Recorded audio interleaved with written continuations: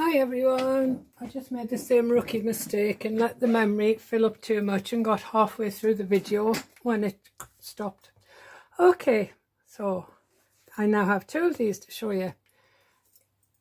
Though these are a slightly different size of paper, I bought these pads at the works, whereas I've run out of those now on the second video. So I'm using these memo blocks, and these are cheaper and easier to get a hold of anyway. So what it is a box with a hardcover lid, and I made it this morning and thought, yeah, I love that, so I'm going to show you how to make it. Okay, you need one sheet of 30 by 5 centimetre square paper, which is 12-inch square paper. I'm using this latest one I picked up from the works called Jungle Dreams. It's got loads of good patterns in. And it's, as you can see, £3, 24 sheets, double-sided. It's really good quality, heavy-duty paper. And at this point in early October, it is a new range, so it might be there when you go, or it might not, depending on when I upload the video. Okay, so from that one sheet of paper, you need to cut the outer cover, which will measure 24 by 13 centimetres. So that's that bit. You need two pieces to create the box. One measures 11.8 centimetres squared, and the base measures 11.5 centimetres squared.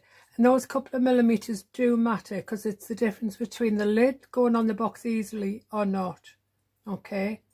And from this block, because this was a whole block, I have kind of carefully removed 1.5 centimetre block.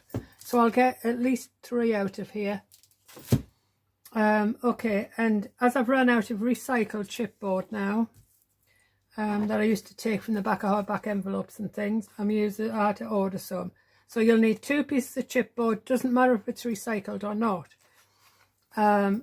So 2 pieces measuring 10 by 9.5, and a tip, because it can be confusing because there isn't much difference in it. On the long side, mark the word top, just to help you when you position it on the outer cover. And you'll need another little piece measuring 10 by 1.7, which is going to be the spine. Okay, I think I've covered everything. Right, I'll try and leave everything in shot so you can see it while I work, but as I can't see what you can see, it's guessing. Okay, so we're going to do the outer cover first.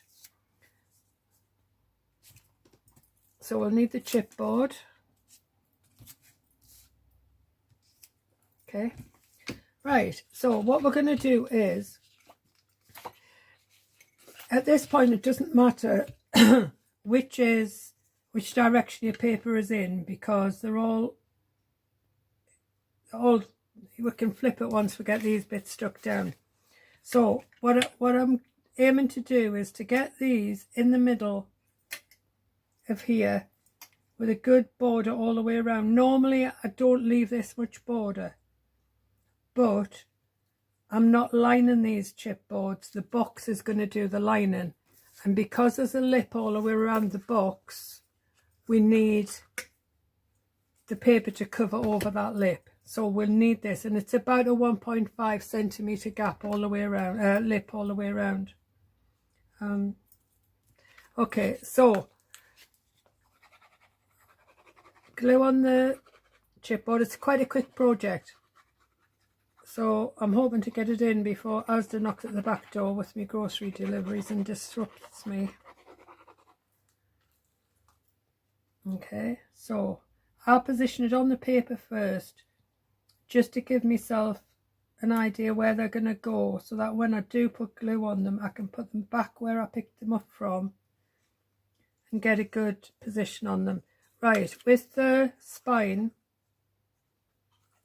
you need to leave about a 1.5 millimetre between there and the sides, top and bottom, whatever, whichever way you look at it. Okay, so about 1.5 mil is all you need.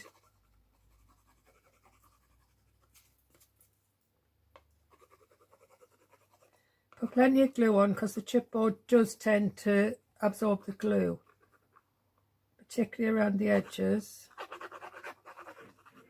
But we are going to spread it out. So, okay, so see why that helps, because there's only 5 centimeters in it, 5 millimeters difference between the top and the sides. There we go. Right, so I've got one of these icing tool things that I use for clay, but I've discovered it's great for this.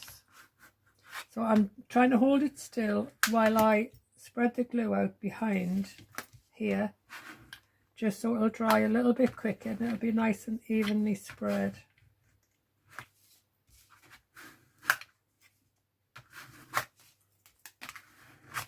And when I'm fairly confident that it won't move, I'm going to flip it over and do it from the paper side. Okay, right, so then we're going to bend the paper around the chipboard just to give us a start. It doesn't have to be perfect, it just gives us a start because this paper is quite heavy. Okay, right, so we know where our corners are going to be. With a pair of scissors, crop your corners to about a millimetre and a half from the actual corner of the chipboard. But a tip I'll pass on, that I've been passed on in most of my videos, is if you're not that confident at doing this, keep the corners and stick them down there onto the corners of your chipboard, because then if you're slightly off with your cutting, that paper is going to hide any chipboard. Okay, I just never remember to do it.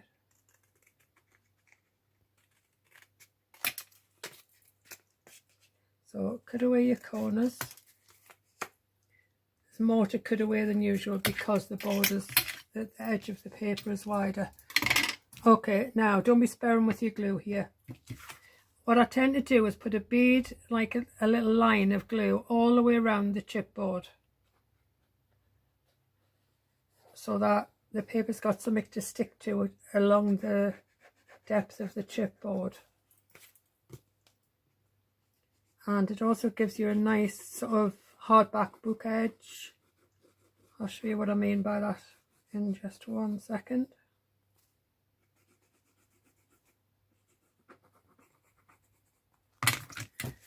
So it gives you that nice sort of depth on the edge. Okay, so once you've got the glue on there, it's messy, I'm not going to kid you. You need lots of glue because the chipboard absorbs it. So be generous.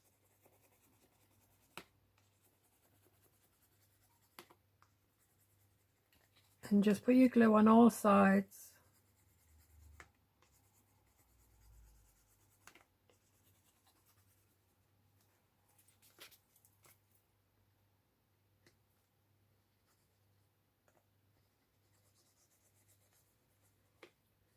It will spread out, so if you've missed a little bit here and there, don't worry about it, because we're going to spread it out.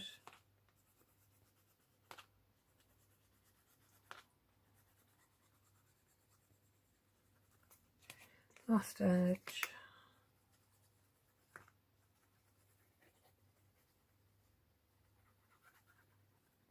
Okay, now with your bone folder or cake icing tool in my case, bring the paper up to the side of the chipboard, okay, and give it a nice score up there. Okay.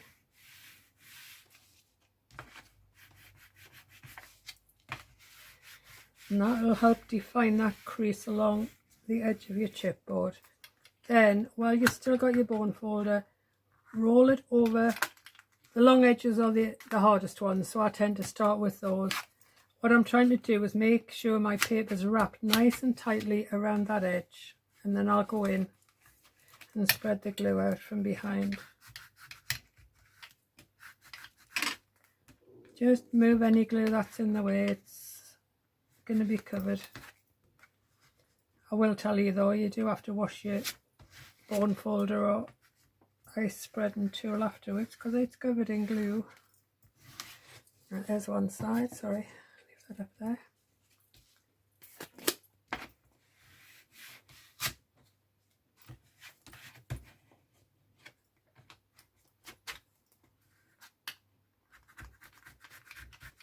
So as you can see, the glue does come out, but it's not a problem.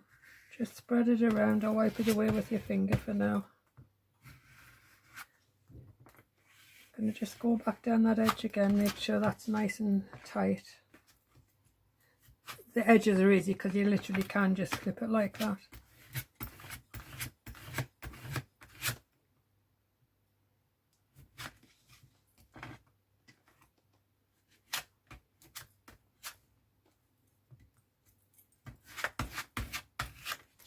Okay, so nice tight book binding. What I'm going to do now, we'll just make it easier when we go to close it. I'm just running the bone folder, the edge of it, down either side of that spine to crease the paper in there. And it just makes it so much easier to fold it when we need to. Okay, that bit done. Right, on both, score in your 1.5 borders. I've already done that. Fold and burnish them right way in.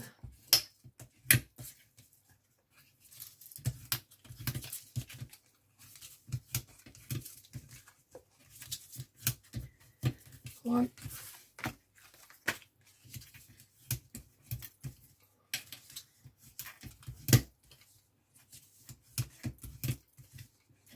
At this point it's up to you which side of the paper you want. You can either have it match on the outside or you can flip your paper over and have it on the other way.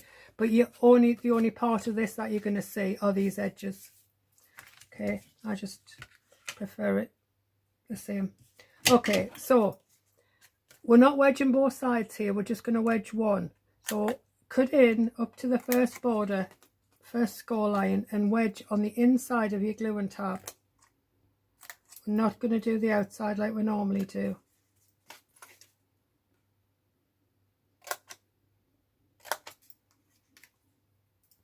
And as you can see, I'm only taking a tiny little section away. Must need a coffee.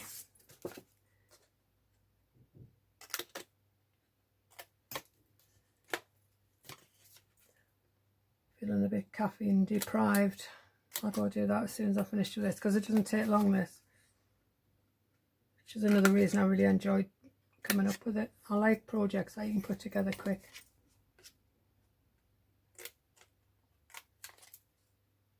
And I need 3 things for tomorrow anyway to go to the dentist. One for the receptionist Debbie, and then one for Roxy, my dentist, and the technician that's working with her.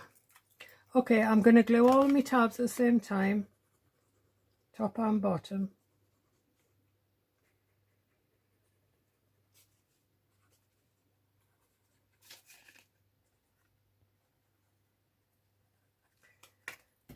So the video stopping halfway through the last one is probably a good thing because it means I have to make a third one of these, so I can take these tomorrow as little gifts. There we go. Right. Now try and get your corners as nice and square as you can because it helps the lid slip down onto the box if you've got nice square corners. Okay, and that's why I told you not to cut away the wedge from the outside. It helps you line up the corners when the boxes are this small, you know, like as in depth when they're this shallow.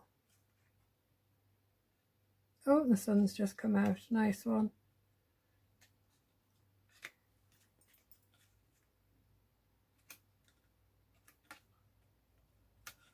Okay, that's one part.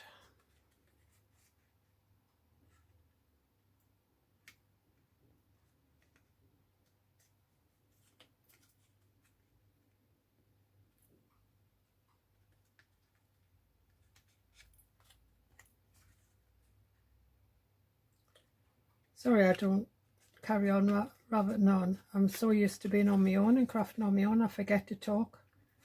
Sorry. Right. So the lid. So drop your block of paper into the bottom one. It's a tight fit, but it's meant to be. Try not to get glue off your fingers all over it. There we go. Then it doesn't really matter because that bit and that bit are going to be stuck to the inside. This bit matters. Close your book and decide which way up the paper goes. Mine goes in that direction, so I want the top of the box stuck to here. Okay, so I've got it in the right direction. All I'm going to do is flip the box over, spread glue on the bottom. Try not to get it down the gap or your box won't open. And if you do get it down there, just wipe it away.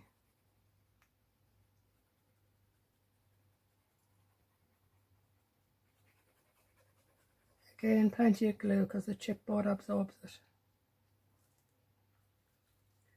Then we simply stand it in the middle with the edge all around and close it. Then you can see what you're doing with it. Okay, you can tuck it down right into the spine from here, and you can level it out at either side, so there's a nice even border on either side. Okay, then you can flip it over and spread the glue on the base of the box.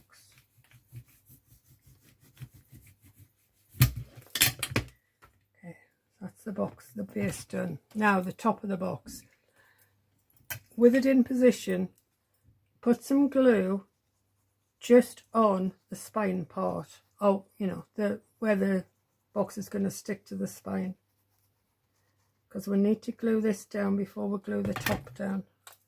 And again, just close it. Press it onto the chipboard.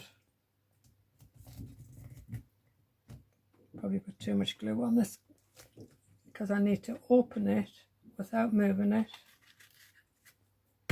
Ah, good. And burnish the glue down with my bone folder, just so I know it's not going to move in there. Okay. So as you see, the box closes as you close the book. Okay, so the last part is glue on the top of your lid. The back is pulling away, but once I get this glue on, we can stick it properly.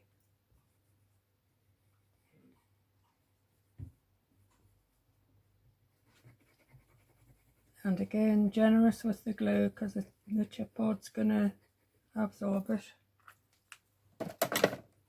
Then simply press everything in place and close your box. I always tend to do this. I tap it down so that the box is going to drop into the spine of the chipboard. Okay, that's the only reason I'm doing that. Then back over with your bone folder.